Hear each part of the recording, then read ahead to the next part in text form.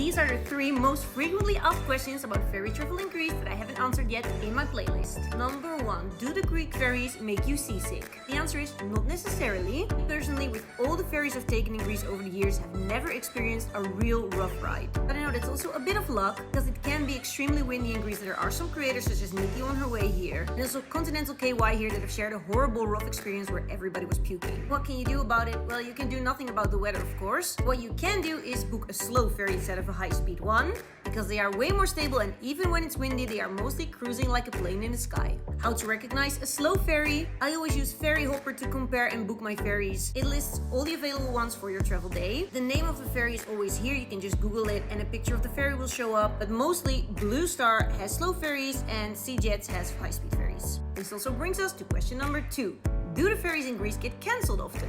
A lot of you seem very concerned that ferries in Greece get cancelled all of the time, because obviously when this happens to someone, he or she's gonna share it because this is not a nice situation. However, I can assure you this only happens a couple of times per year. 1, if the ferry employees are on strike, and 2, if the weather is too rough for the ferries to go. And let's be honest, if the weather is too rough for the ferry to go, that is for your safety.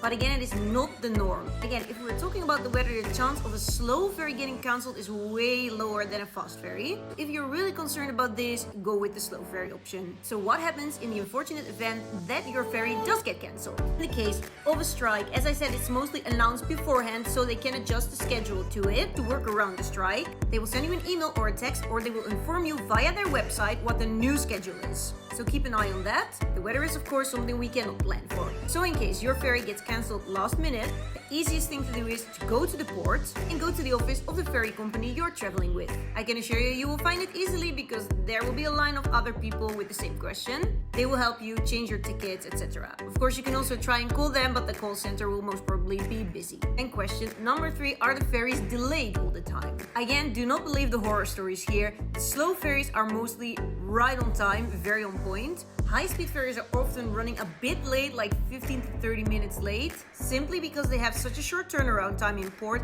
and because they are more affected by the weather conditions. So the wind can delay the boat on the sea or in port. But the amazing thing about booking with Ferry Hopper is that you can actually live track your ferry in their app, and as you can see, it shows the exact delay, so you will never be waiting around in port. Let me know if you have any other questions about ferry travel, and enjoy your trip to Greece!